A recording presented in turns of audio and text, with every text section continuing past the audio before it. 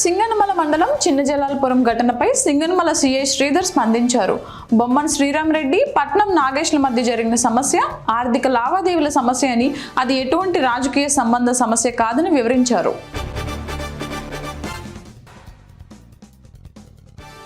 తిరుపతి శ్రీ గోవిందరాజస్వామి వారి బ్రహ్మోత్సవాలు ఘనంగా జరుగుతున్నాయి. 6వ రోజైన మంగళవారం రాత్రి స్వామివారు గజ వాహనంపై భక్తులకు అభయమిచ్చారు.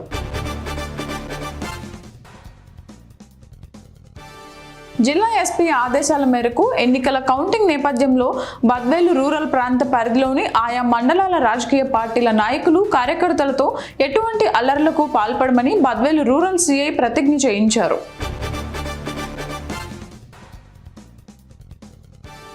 పట్టణంలోకి అపరిచిత వ్యక్తులు అనుమానాస్పదంగా కనిపిస్తే పోలీసులకు తెలియజేయాలని పట్టణ ఎస్ఐ హరికోటి శాస్త్రి ప్రజలకు విజ్ఞప్తి చేశారు.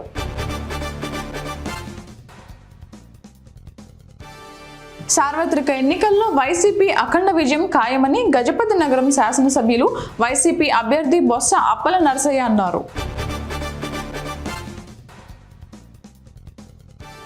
పెదపూడి గ్రామ పంచాయతీ కార్యాలయంలో డిపిఓ భారతి సౌజన్య ఆకస్మిక తనిఖీలు చేశారు. పంచాయతీ ఆదాయ వ్యయాలు, రికార్డుల నిర్వహణ, సచివాలయ సిబ్బంది తదితర అంశాలను పంచాయతీ కార్యదర్శి మన్యం శ్రీనివాసరావు డిపిఓకు వివరించారు.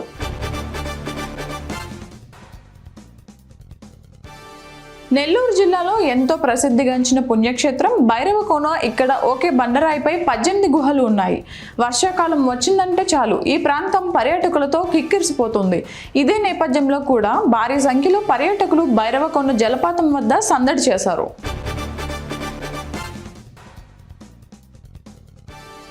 ఎవరు ఓడినా ఎవరు గెలిచినా ప్రశాంతంగా ఉండాలని, ఇతరులను రెచ్చగొట్టే చర్యలకు పాల్పడితే కఠిన చర్యలు తీసుకోవాల్సి వస్తుందని కొత్తకోట సిఐ అప్పలనాయుడు అన్నారు.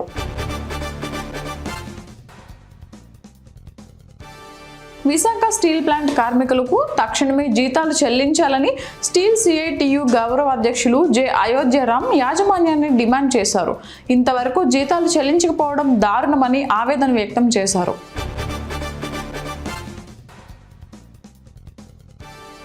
స్వర్గీయ రాజీవ్ గాంధీ వర్ధంతిని విశాఖలో నిర్వహించారు. విశాఖపట్నంలోని రాజీవ్ స్మృతి భవన్ దగ్గర రాజీవ్ గాంధీ విగ్రహం వద్ద పూలమాలలు వేసి నివాళులు అర్పించారు.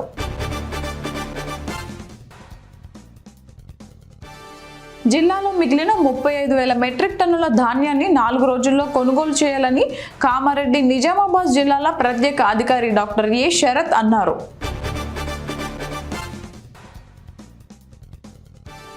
మెదక్ జిల్లా నర్సాపూర్ నియోజకవర్గం కోల్చారం మండలం కేంద్రంలో కాంగ్రెస్ పార్టీ కార్యాలయంలో మండల అధ్యక్షుడు నాగులగారి మల్లేశం గౌడ్ ఆధ్వర్యంలో మాజీ ప్రధాని రాజీవ్ గాంధీ వర్ధంతి కార్యక్రమం ఘనంగా నిర్వహించారు.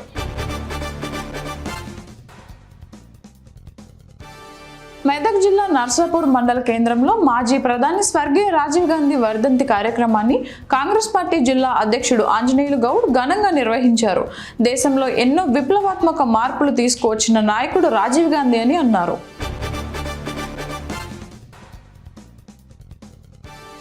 మెదక్ జిల్లా నర్సాపూర్ నియోజకవర్గం వెల్దుర్తి మండల కేంద్రంలో దివంగత నేత మాజీ ప్రధాని రాజీవ్ గాంధీ వర్ధంతిని కాంగ్రెస్ నాయకులు ఘనంగా నిర్వహించారు.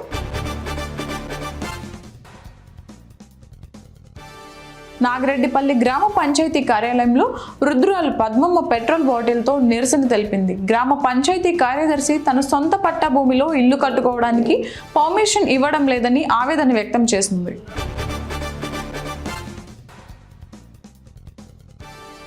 జగిత్యాల జిల్లా రాయకల్ మండలం మైతాపూర్ వద్ద ధాన్యం లారీ బోల్తా పడింది. అధిక లోడు కావటం, బస్తాలను సరిగ్గా తాళ్లతో కట్టకపోవడంతో బస్తాలు ఒకవైపు పడిపోయాయి.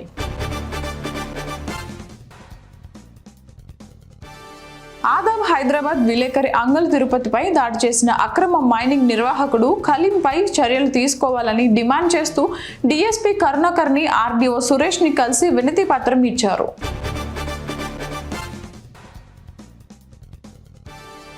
మహబూబ్ నగర్ ఉమ్మడి జిల్లా కొడంగల్ ఎమ్మెల్యే, తెలంగాణ ముఖ్యమంత్రి యనుమల రేవంత్ రెడ్డి తిరుమల చేరుకున్నారు.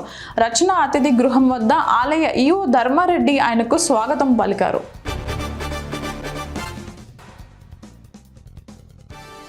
బీఆర్ఎస్ ప్రభుత్వం చేపట్టిన అభివృద్ధి పనులను ప్రజల్లోకి విస్తృతంగా తీసుకువెళ్లకపోవడమే అసెంబ్లీ ఎన్నికల్లో బీఆర్ఎస్ ఓటమికి కారణమని మాజీ మంత్రి కేటీఆర్ అన్నారు.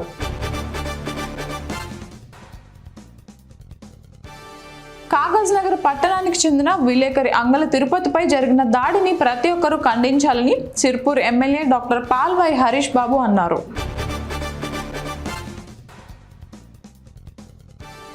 బోమ్రేస్పేట మండల పరిధిలోని పూర్యనాయక్ తండాలో ప్రాథమిక పాఠశాల, చౌదర్పల్లిలో జిల్లా పరిషత్ ఉన్నత పాఠశాలలో అమ్మ ఆదర్శ పాఠశాల పనులను వికారాబాద్ జిల్లా కలెక్టర్ నారాయణ రెడ్డి ఆకస్మికంగా తనిఖీ చేశారు.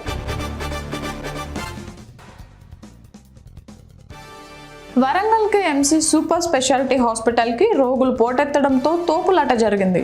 న్యూరాలజీ, న్యూరోసర్జరీ, యూరాలజీ, నెఫ్రాలజీ వైద్య విభాగాల్లో OP సేవలు అందిస్తారు. ఆయా సేవల కోసం రోగులు పెద్ద ఎత్తున తరలివచ్చారు.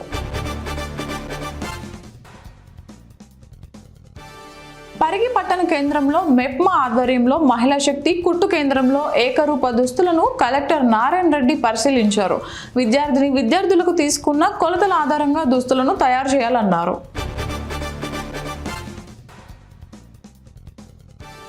నిరుద్యోగ యువతకు లాభం చేకూరాలంటే పట్టభద్రుల ఎమ్మెల్సీ అభ్యర్థిగా బీజేపీ తరపున పోటీ చేస్తున్న ప్రేమేందర్ రెడ్డిని మొదటి ప్రాధాన్యత ఓటు వేసి గెలిపించాలని మాజీ మంత్రి ఈటెల రాజేందర్ అన్నారు. అన్ని పార్టీలు ముస్లింలను ఓటు రూపంగానే వాడుకున్నారే తప్ప వారికి చేసింది ఏమీ లేదన్నారు.